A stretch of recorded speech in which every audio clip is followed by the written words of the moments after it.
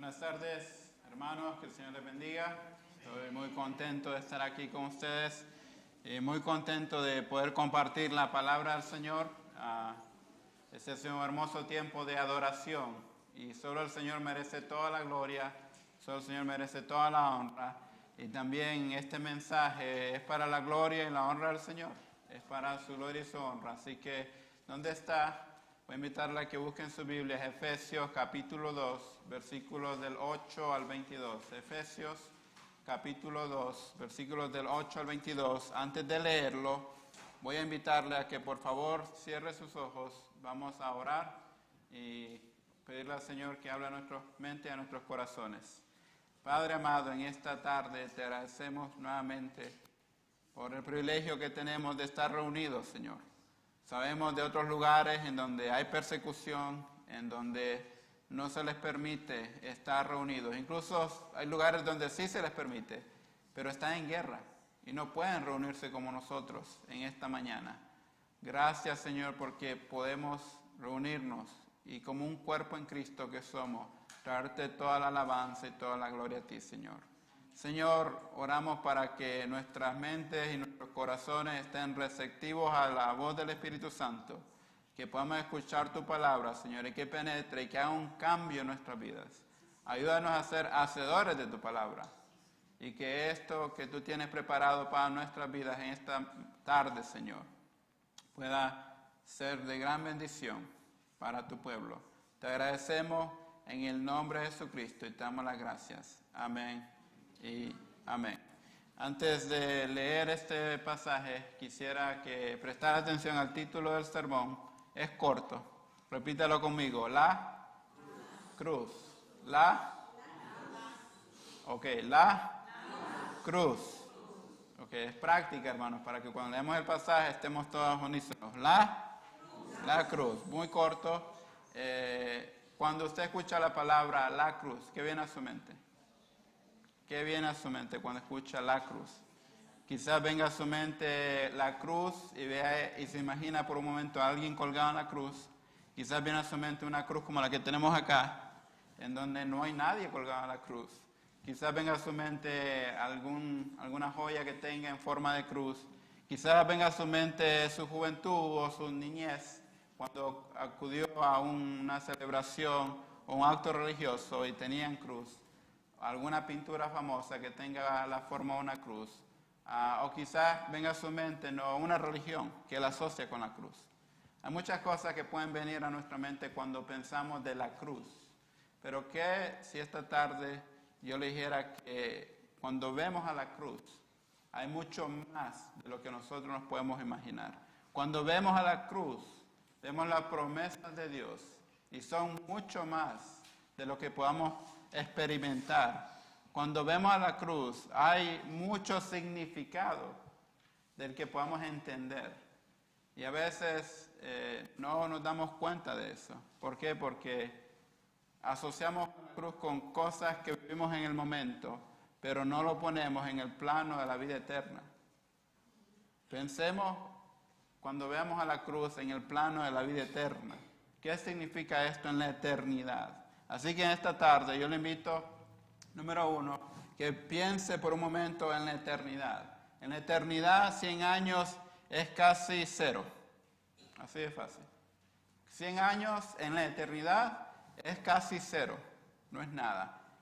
Por otro lado, le invito a que cuando leamos este pasaje esta tarde lo vea con ojos frescos. Muchas veces leemos un pasaje una y otra vez, y yo soy testigo de esto, yo lo he hecho también. Y a veces como que, ok, ya sé de qué va a hablar. Ya me sé este pasaje, ya sé la verdad que hay detrás de este pasaje.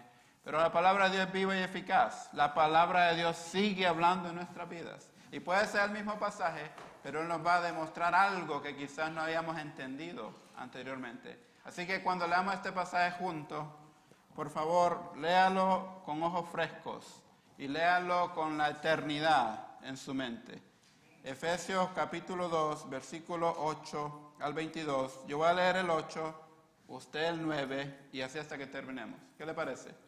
¿Bien? Ok, comienzo con el 8. Porque por gracia sois salvos por medio de la fe, y esto no de vosotros, pues es don de Dios.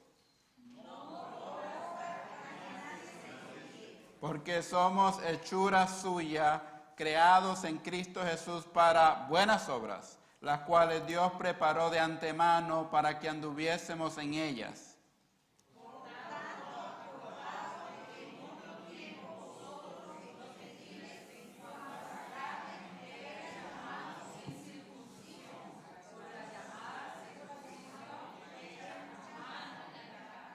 En aquel tiempo estabais sin Cristo, alejados de la ciudadanía de Israel y ajenos a los pactos de la promesa, sin esperanza y sin Dios en el mundo.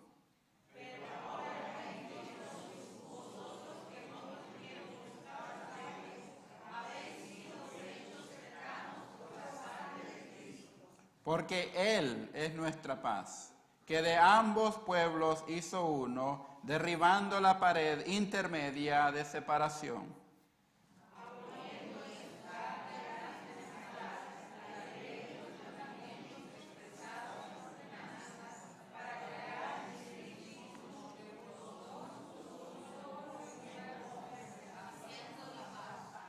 Y mediante la cruz, vemos aquí la palabra cruz, y mediante la cruz reconciliar con Dios a ambos en un solo cuerpo, matando en ella las enemistades.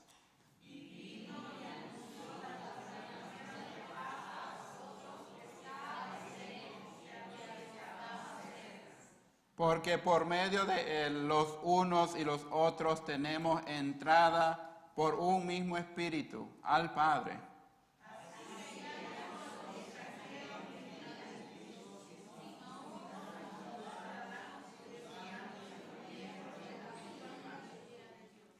Edificados sobre el fundamento de los apóstoles y profetas, siendo la principal piedra del ángulo Jesucristo mismo.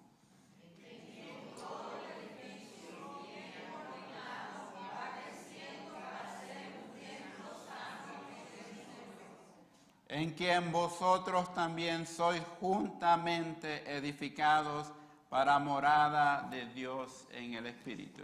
Amén. Antes de entrar en este pasaje, quisiera compartir un poco el contexto de lo que está pasando, por qué Pablo hace esta epístola, esta carta a los hermanos en Efesios, y voy a publicitar el Instituto Bíblico.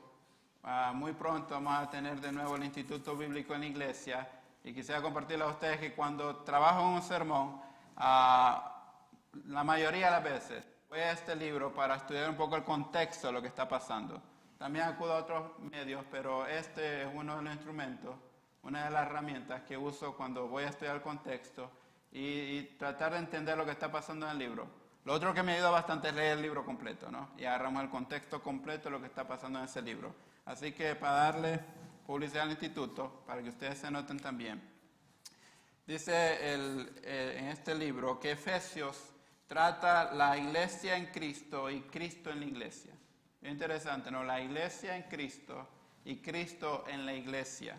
Efesios, junto con Filipenses, Colosenses y Filemón, es una de las llamadas epístolas desde la prisión, escritas por Pablo. Estas epístolas fueron escritas probablemente durante el tiempo en que Pablo estuvo en calidad de prisionero en una casa en Roma, como se menciona en Hechos 28.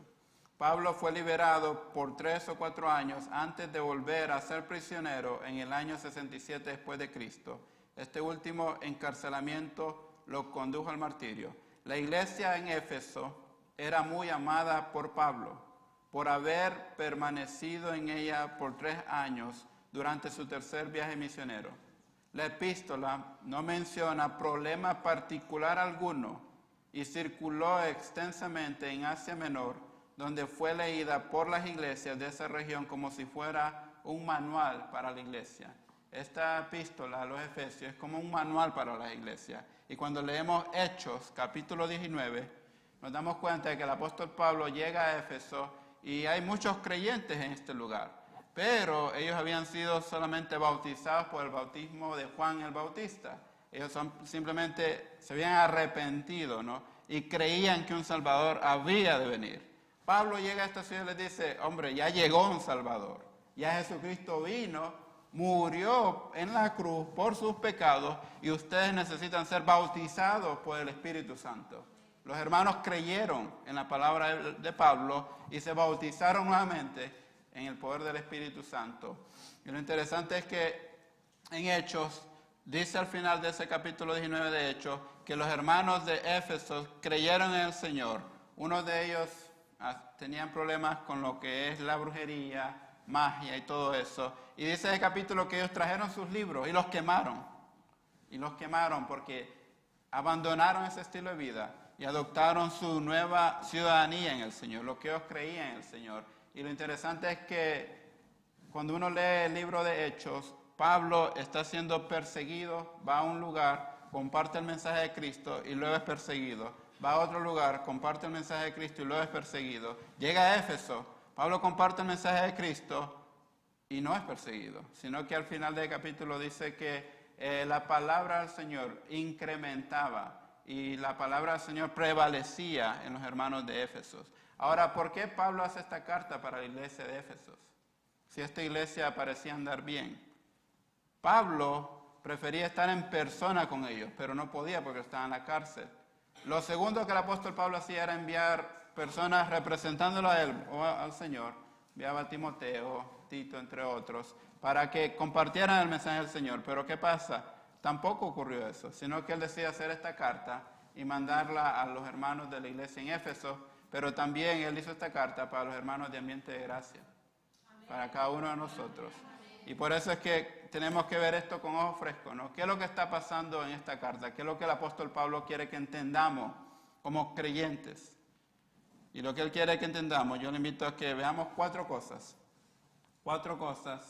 que el apóstol Pablo comparte en esta carta. No son las únicas cuatro cosas, hay más, pero esta tarde simplemente quiero que veamos cuatro cosas que el apóstol Pablo comparte con los hermanos en Éfeso y comparte con los hermanos de Ambiente de Gracia. Y quiero que vaya por un momento al capítulo 2, versículo 8. Dice así, porque por gracia soy salvo por medio de la fe, y esto no de vosotros, pues don de Dios, no por obras, para que nadie se gloríe. Pablo le dice a la iglesia en Éfeso que la cruz nos recuerda sobre la gracia de Dios. Número uno, la cruz nos recuerda sobre la gracia de Dios. Y piense por un momento, ¿qué es la gracia de Dios? Cantamos, ¿no? Cantamos sobre la gracia de Dios. Hablamos sobre la gracia de Dios. ¿Experimentamos nosotros la gracia de Dios? ¿Qué es la gracia de Dios? Efesios 2:8 dice, porque por gracia soy salvo por medio de la fe. La verdad es que la salvación es un regalo de Dios y es un regalo en el que Dios actúa 100% de las veces. Nosotros actuamos 0% de las veces. La gracia de Dios es que nosotros no tenemos o no hay otro medio para llegar delante de Él, sino solamente por Jesucristo, a quien Él envió por amor de nosotros. No hay nada que nosotros podamos hacer para ganar nuestro camino de regreso al favor de Dios. Necesitamos poner nuestra fe en el hecho histórico de que Jesucristo hizo lo que necesitaba hacer en nuestro lugar. Vivió la vida perfecta que nosotros no podemos vivir y murió de una muerte que nosotros no podemos morir. Él expió nuestros pecados al tomar nuestro lugar en la cruz. Por eso la salvación es un regalo. La salvación es un regalo porque en la cruz de la que hablamos, usted y yo debíamos haber muerto en la cruz por nuestros pecados. Pero la gracia de Dios es que en lugar de usted y yo, Jesucristo toma ese lugar de la cruz y muere en nuestro lugar. Y esa es la gracia, porque merecemos castigo por nuestros pecados, merecemos castigo por nuestra desobediencia, pero Dios dice, no, yo voy a proveer un camino y envía a su Hijo amado Jesucristo a morir en nuestro lugar. Y la gracia de Dios es que nosotros al poner nuestra fe en Jesucristo podemos ser perdonados de nuestros pecados.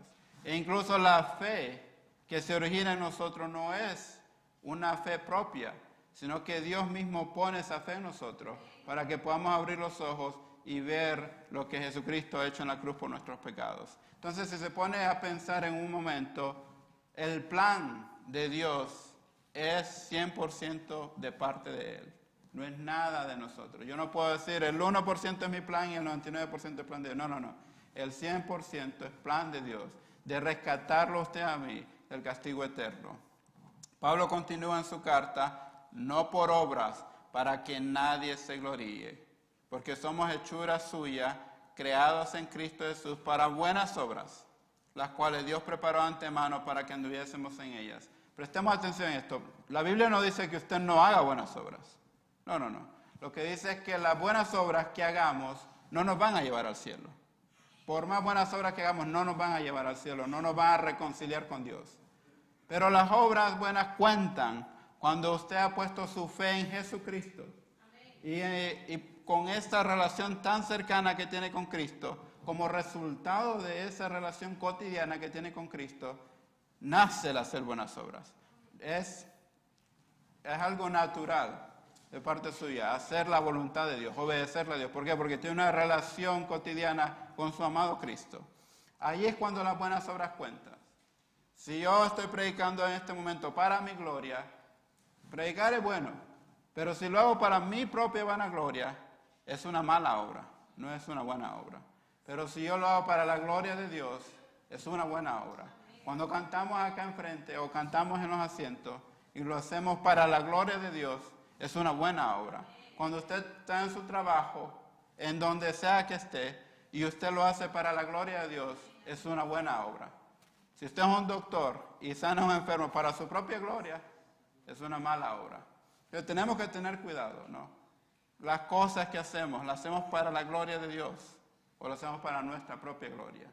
Y lo hacemos como resultado de nuestra gratitud por su gracia inmerecida. La cruz, hermanos, nos muestra o nos recuerda la gracia de Dios, una gracia que no merecíamos. Y como resultado de eso, nosotros respondemos con gratitud. Nosotros respondemos para traerle gloria y honra a Él en todo lo que hagamos. En todo lo que hagamos. Pablo dice, las cuales Dios preparó de antemano para que anduviésemos en ellas. No es suficiente hablar solo de buenas obras. No es suficiente pensar solo de buenas obras. Es necesario hacer las buenas obras. Y eso es para todos nosotros, iglesia en Éfeso, nosotros también. Dios merece ser glorificado por lo que hizo por nosotros. Él nos reconcilió por medio de Cristo, ¿no? Y merece ser adorado. Las buenas obras que realizamos son un medio para glorificar a Dios. En segundo lugar, la cruz nos recuerda el camino a la reconciliación con Dios. La cruz nos recuerda el camino a la reconciliación con Dios. Efesios 2, versículos 11 al 16. Dice así, por tanto, acordaos de que en otro tiempo vosotros, los gentiles, en cuanto a la carne, erais llamados incircuncisión por la llamada circuncisión hecha con mano en la carne. En aquel tiempo estabais sin Cristo, alejados de la ciudadanía de Israel y ajenos a los pactos de la promesa, sin esperanza y sin Dios en el mundo. Pero ahora en Cristo Jesús, vosotros que en otro tiempo estabais lejos, habéis sido hechos cercanos por la sangre de Cristo, porque Él es nuestra paz, que de ambos pueblos hizo uno, derribando la pared intermedia de separación, aboliendo en su carne las enemistades, la ley de los mandamientos expresados en ordenanzas, para crear, ¿para qué? Para crear en sí mismo de los dos un solo y nuevo hombre, haciendo la paz. La cruz nos recuerda el camino de la reconciliación a Dios. Lo que estaba pasando en ese momento es que mientras Pablo compartía el Evangelio de Cristo, habían judíos que decían, no, Cristo era judío también. ¿De qué están hablando? Si ustedes quieren ser salvos, ustedes tienen que adoptar nuestra cultura, nuestras costumbres, circuncidarse. Es más, volverse judío. Pero Pablo dice, de ninguna manera. La Biblia no enseña eso. La Biblia dice que nosotros podemos ser reconciliados con Dios por medio de Jesucristo, no por medio de prácticas o ritos. Entonces Pablo dice, Jesucristo cuando murió en la cruz del Calvario, Él derribó esa pared intermedia que había entre judíos y gentiles. Ahora sí es fácil lo pongo, judíos y no judíos. Todos los que no somos judíos somos gentiles. Usted no es judío, yo no soy judío, yo soy gentil. Todos los no judíos somos gentiles. Entonces hay dos grupos, al parecer en Éfeso, ¿no? Los judíos y los gentiles.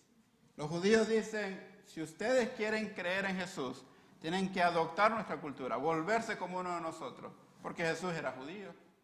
Pero Pablo dice, claro, porque Dios escogió a la nación de Israel y a través de ustedes trajo al Salvador del mundo para rescatarnos a todos. Ahora Pablo dice, es cierto que hay una pared intermedia, es más, en el templo de los judíos, cuando ellos iban y adoraban al Señor, en el templo decía que no era permitido que entraran los gentiles. No era permitido que entraran los gentiles. Hondureño, no era permitido. Venezolano, no era permitido.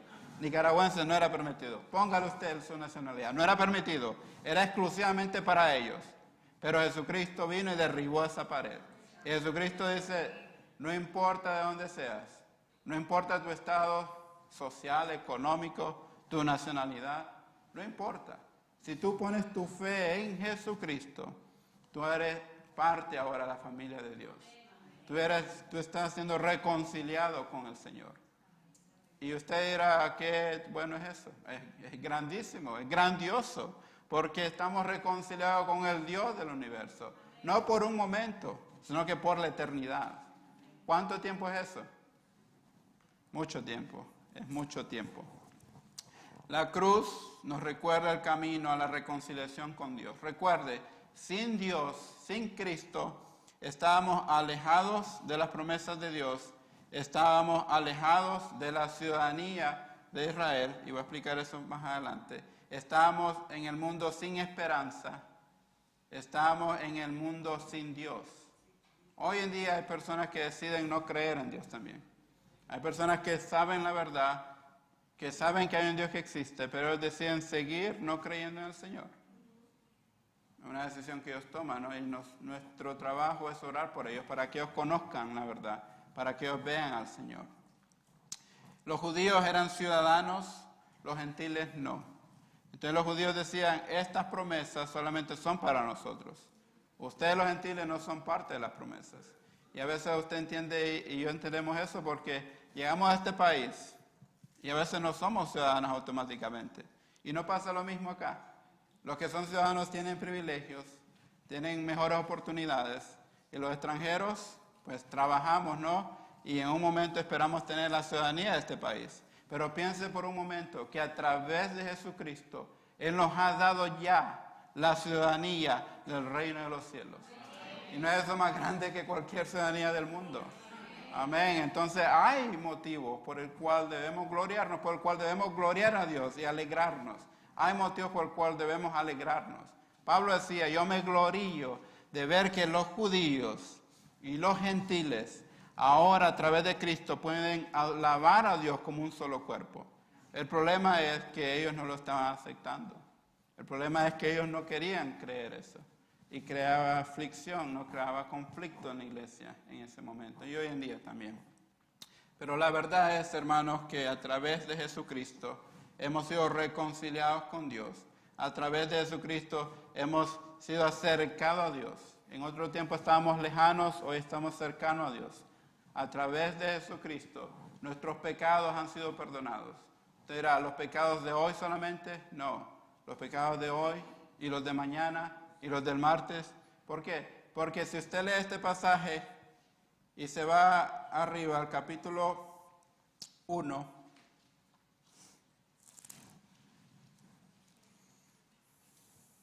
habla de que Dios ya nos ha sentado en lugares celestiales, de que ya estamos allí en el cielo, pero estamos aquí a la vez, pero ya estamos allí en el cielo. ¿Por qué? Porque en la eternidad de Dios, Él no es limitado al tiempo, y Él ya nos ve allá en la gloria con Él. Pero mientras estamos acá, seguimos glorificando su nombre, ¿no? Mientras estamos acá, es importante recordar que la ley que debemos de vivir no es la ley tanto secular, sino que la ley del cielo, la ley que proviene de Dios.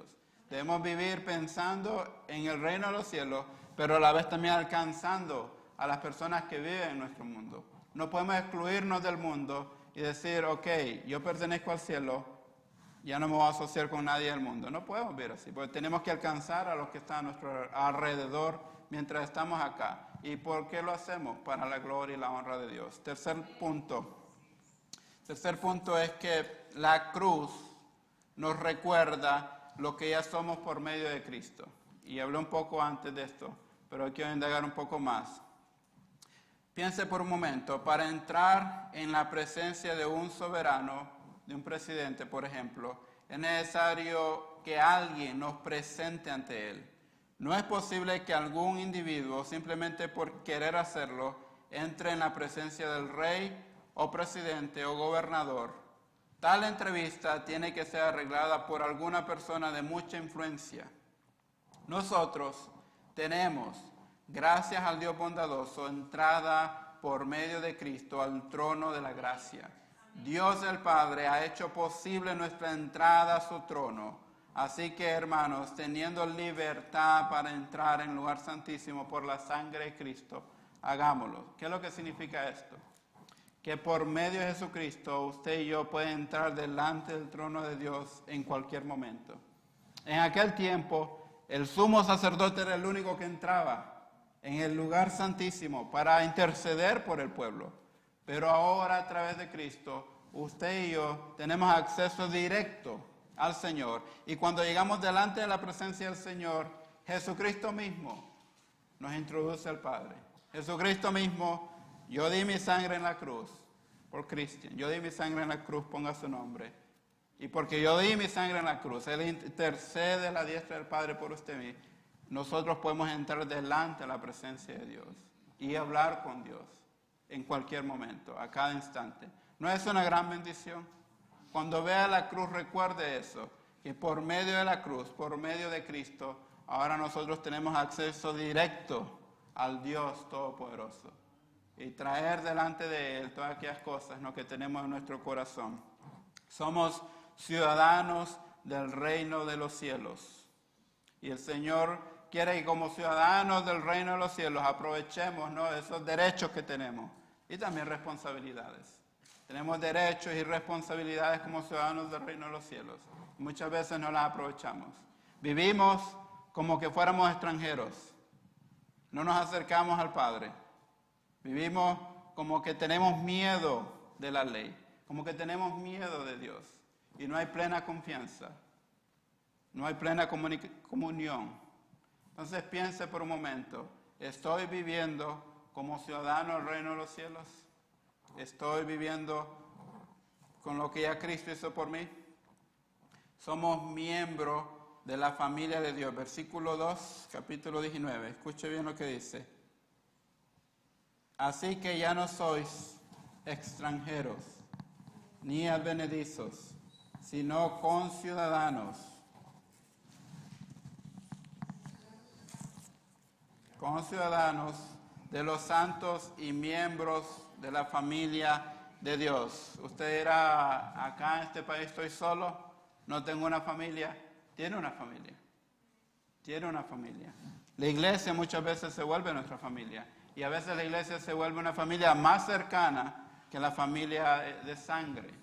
Y es una bendición que la iglesia sea una familia. Pero piensen esto, somos parte ya de la familia de Dios. Somos parte ya de la familia de Dios. ¿Qué significa eso? Que puedo entrar confiadamente delante de mi Padre y hablar con Él. Alguien que no es familiar no entra confiadamente, ¿no? Yo llego a la casa, donde está mi esposa Sari, y entro confiadamente a la refri, agarro y tomo algo. No tengo que pedirle permiso. ¿Por qué? Porque es la familia. Cuando usted viene delante de la presencia de Dios, venga con confianza, poniendo en sus manos aquello que le inquieta, aquello que ha estado pensando, debatiendo por muchas noches, póngalo delante de Dios. Tenga la confianza de hacerlo. ¿Por qué? Porque Él lo ha hecho parte de su familia, parte de la familia de Dios. Ya no sois extranjeros que no disfrutan de los privilegios privilegios de un ciudadano, ahora son hijos, participantes, y no meramente espectadores o huéspedes, sino verdaderos miembros de la familia de Dios. No existe en la iglesia miembros de segunda clase, miembros inferiores, debido a su raza, color, lengua, estatus económico. Todo santo es un soberano bajo Dios por medio de Cristo Jesús. Todos en la iglesia somos iguales por medio de Cristo Jesús. Todos en la iglesia somos hijos de Dios.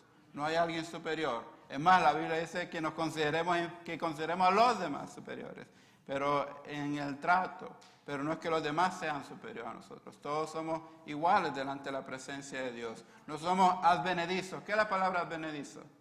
La palabra advenedizo es los que moran cerca de otros, los que no son miembros, sino viven cerca de alguna familia, ciudad o país, pero cerca que estuviesen por más cerca que estuviesen los gentiles a Dios, no eran considerados por los judíos como hermanos, a menos que se circuncidaran para llegar a ser judíos. Pero Pablo dice, no es necesario tal cosa. Lo exterior no importa tanto como importa lo interior. Lo que Pablo está compartiendo acá es que nosotros tenemos que cambiar interiormente. Nuestro corazón es el que tiene que estar circuncidado, no tanto el aspecto externo. Pablo dice, por medio de Jesucristo, ahora ustedes han sido circuncidados, si podemos usar esa palabra, en su corazón. Y ahora pueden ser parte de la familia de Dios. Disculpen.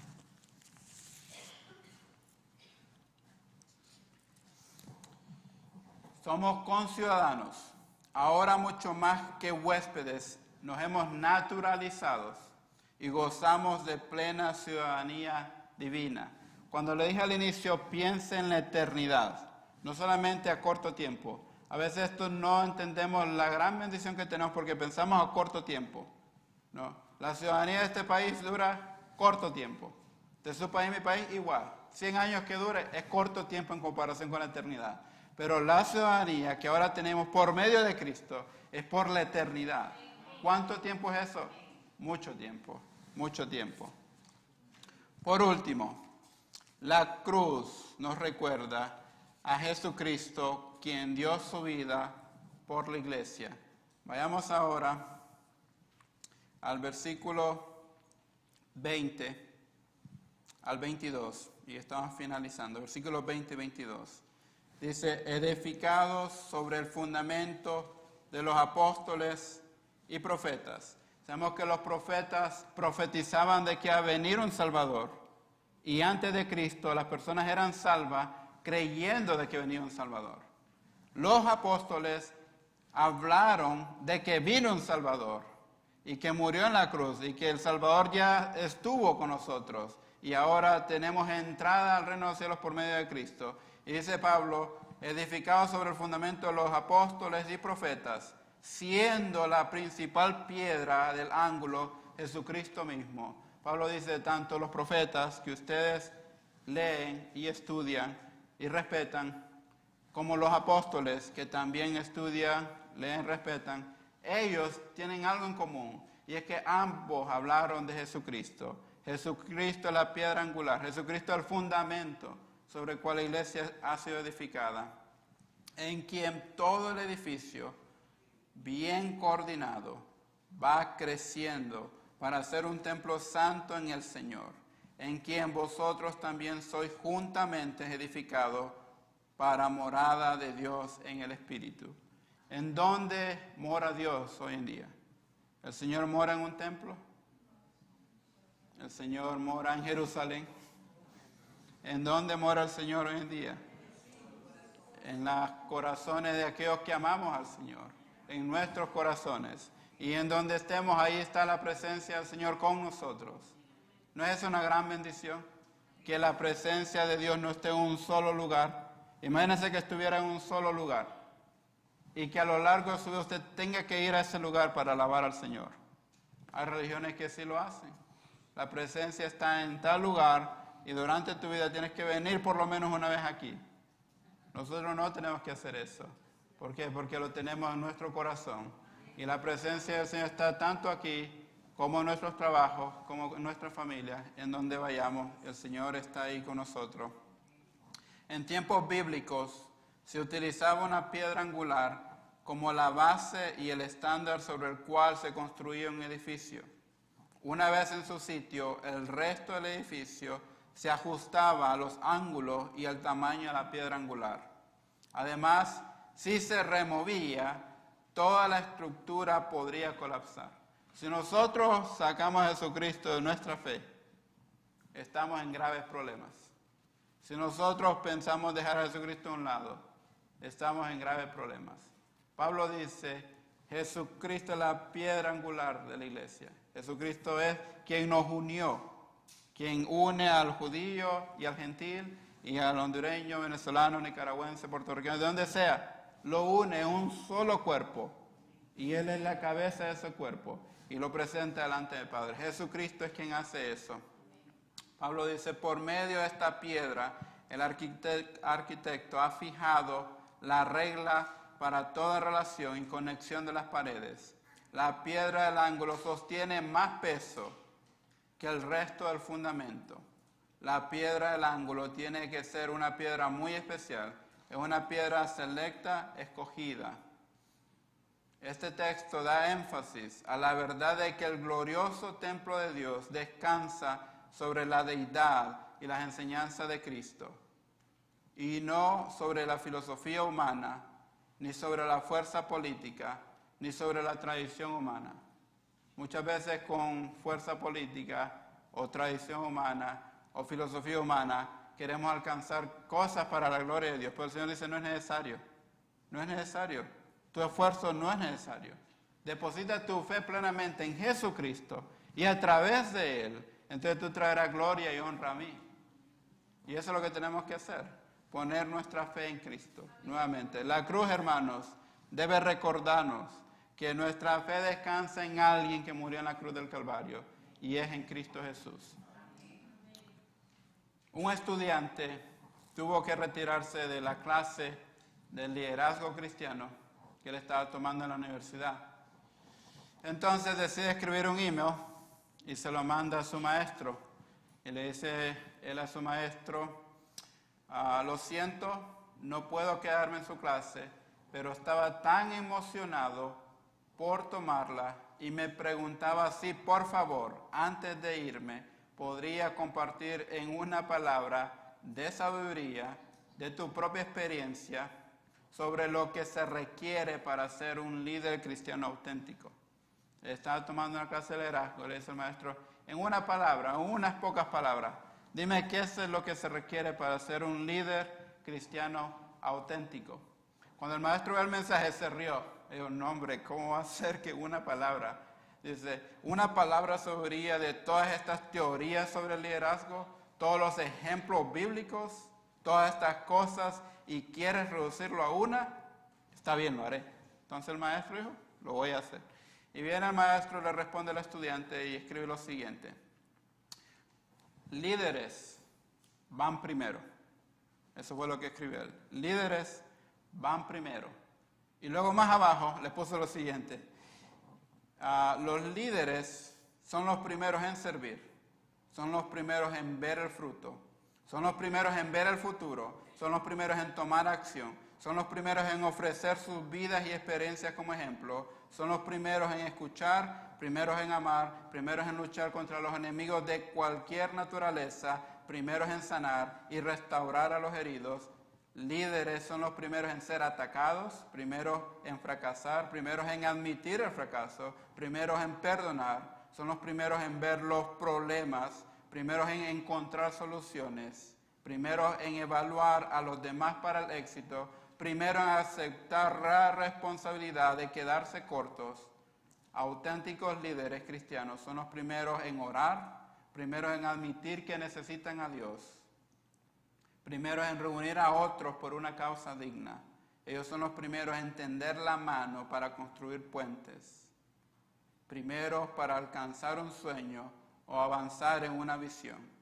Y le escribió lo siguiente, si estás buscando un líder en cualquier entorno, no necesitas buscar más allá del que está dispuesto a arriesgarlo todo por ir primero, el que entregó su vida en la cruz. Él lo hizo primero. Dice la Biblia, y lo leyó Ana María,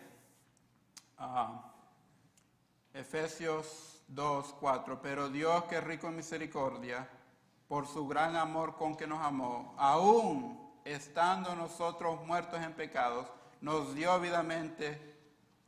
vida juntamente con Cristo. Por gracia sois salvos. La Biblia dice que aún cuando éramos pecadores, Cristo murió por nosotros. Y Él lo hizo primero.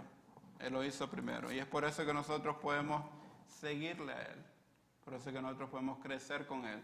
Y ser participantes de las riquezas de la gracia de Dios. Pongámonos de pie. Vamos a orar.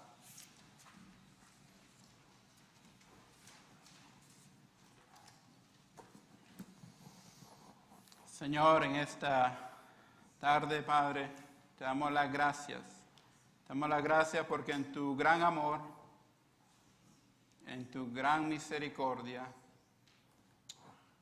por tu gracia, Señor, es que podemos estar delante de tu presencia. Sabemos que esto nos ha sido dado porque por la sangre de Cristo que Él derramó en la cruz del Calvario, nuestros pecados han sido perdonados. Y no solamente nuestros pecados perdonados, sino que podemos entrar confiadamente delante de tu trono.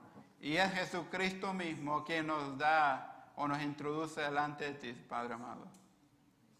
Señor, en esta tarde te agradecemos por tantas riquezas que tenemos por medio de Cristo.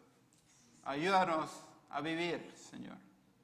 Ayúdanos a recordarnos que cuando vemos a la cruz es más que una religión, es más que el perdón de nuestros pecados, es más que una relación, es más que todo esto, Señor, sino que es un constante, día a día, es un constante, Señor, entendimiento, aprendizaje de lo que tú has hecho por medio de Jesucristo. Cuando leemos la Biblia nos damos cuenta que son muchas más las cosas, que las bendiciones son muchas por medio de Jesucristo. Ayúdanos a no quedarnos con nada de eso, sino que todo esto apunte a ti, Señor. Que en todo lo que hagamos, que en todo lo que seamos, Señor, pueda traer gloria y honra a ti. Ayúdanos, Señor, que los demás puedan verte a ti, más que a la persona que somos, que los demás puedan glorificarte a ti, Señor. Gracias por este día, gracias, Señor, porque no podríamos dar la cara, como dice una canción, si no fuera por tu gracia y por tu amor. Gracias, Señor. Te agradecemos en el nombre de Jesucristo. Amén y amén.